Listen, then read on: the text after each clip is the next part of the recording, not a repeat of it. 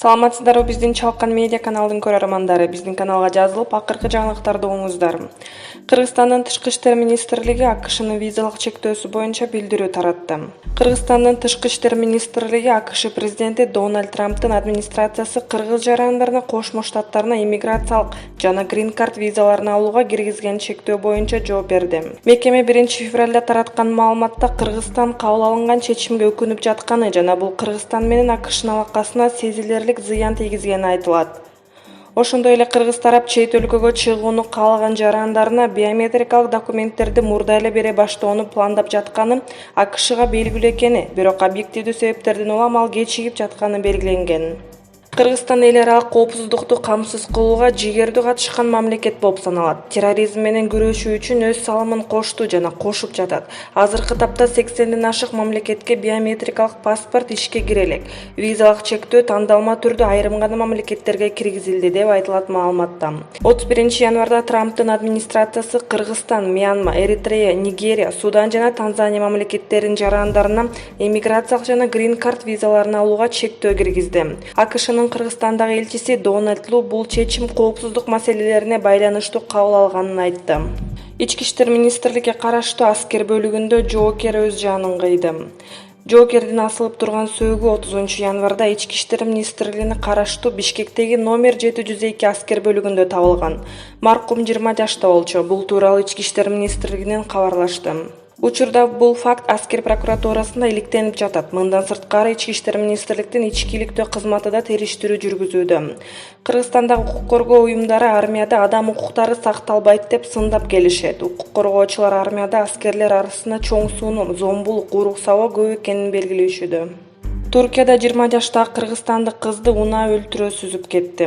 Туркияда 20 жаштагы кыргызстандык мигрант Нурайым Молдалиеваны унаа сүзүп кетти. Ал кырсык болгон жерден жан берген. Маркумдун жакындары кыздын сөөгүн мекенине алып келүүгө финансылык жардам сурайт. Бул тууралуу Туркиядагы мигрант Мина Өмүрзак Кактус медиа басылмасына билдирген. Кыз менен тааныштыгым жок. Анын өлүмүнөн кийин алыс тууганы мага жардам сурап кайрылды. Мен Нурайым тууралуу сураштырып, анын өтө оор тагдыры тууралуу билдим, дейт Мина. 20 жаштагы Нурайым Молдалиева жетим болгон. Апасы бала кезинде эле каза болуп калган. Ал эми атасы ичип кеткен. Кыз атасын көрбөй туугандарынын колунда чоңойгон.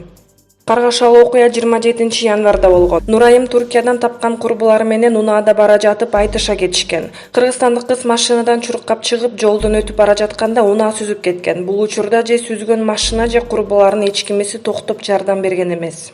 Измир полициясы кыздарды табып, алардан көрсөтмө алган. Бардык маалыматтар Кыргызстандын элчилигине өткөрүлүп берилди. Ал эми Стамбулдагы консулдук Нурайымдын сөөгүн мекенине жеткирүү үчүн тийиштүү иштерди жүргүзүүдө. Минанын айтымында Туркиядагы мекендештер кыздын сөөгүн чет жерде калтырбоо үчүн акча чогултушуп жатышат.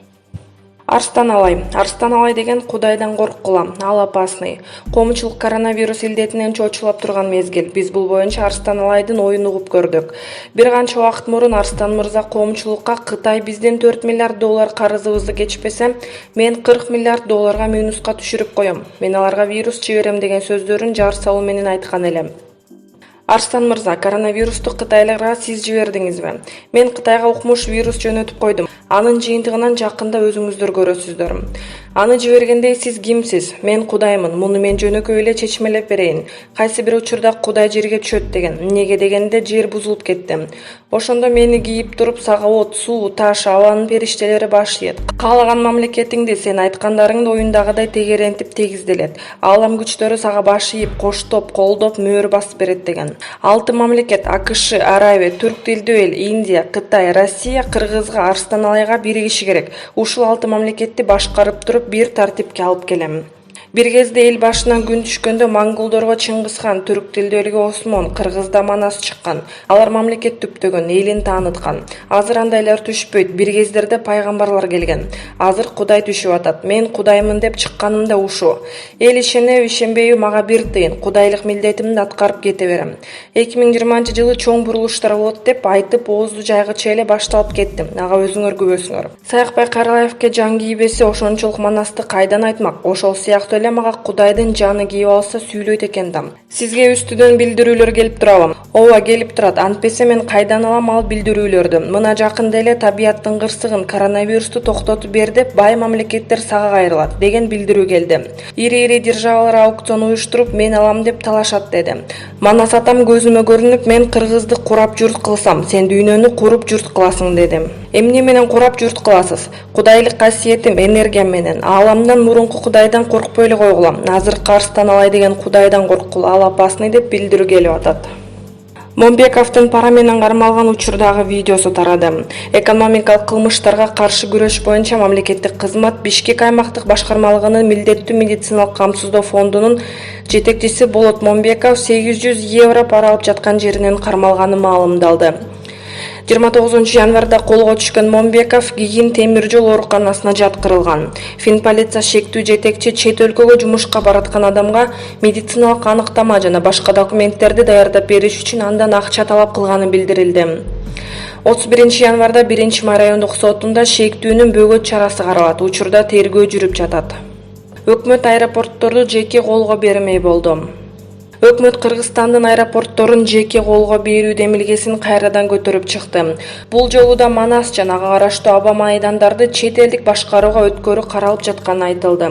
Мындан 5-6 жыл мурда бийлик аталган мүлктү орусиялык компанияларга берүүнү сунуштаган. Анда бир тарап колдоп, каршы чыккандар митинг өткөргөн. Экономика министрлигинин жарандык авиация агенттигинин жана Манас эл аралык аэропортунун өкүлдөрүнөн куралган топ Бишкекте атайын басма сөз жыйын өткөрүп, өкмөттүн аба майдандарды чет элдик башкарууга берүү демилгесин чечмелеп беришти.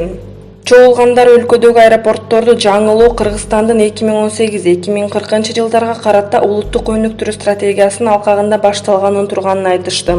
Экономика министрлигине караштуу мамлекеттик жеке өнөктөштүк борборунун директору Данияр Абдылдаев буларга токтолду.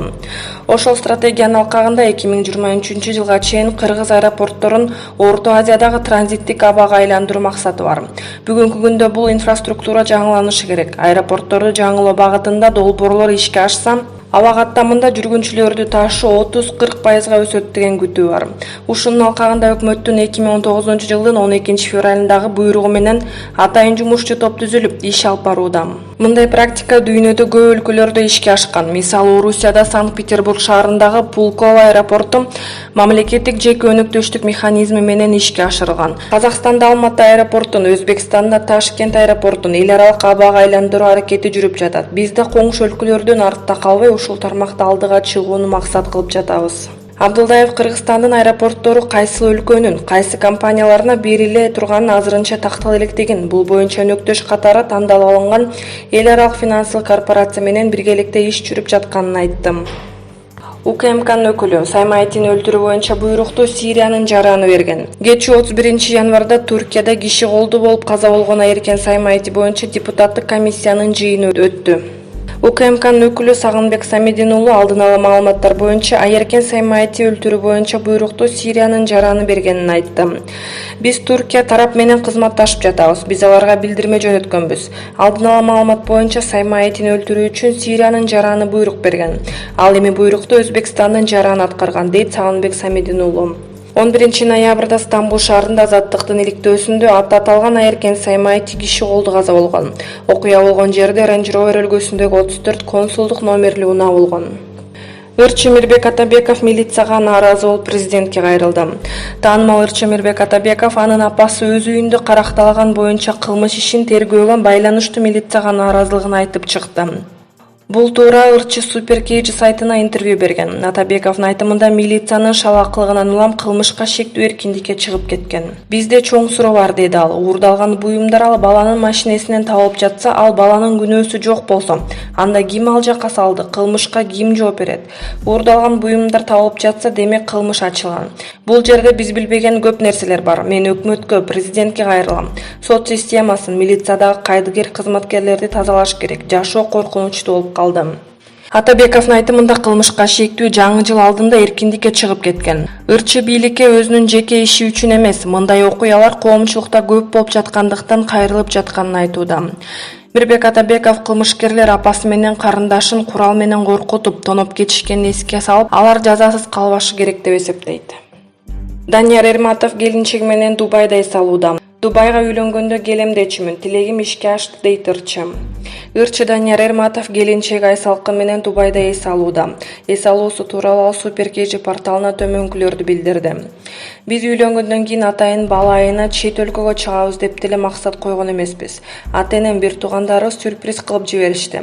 Ата-энем жөнөтсө кантип барбай коелу деп келдик. Буга чейин деле Дубай шаарына көп чакыруулар болгон.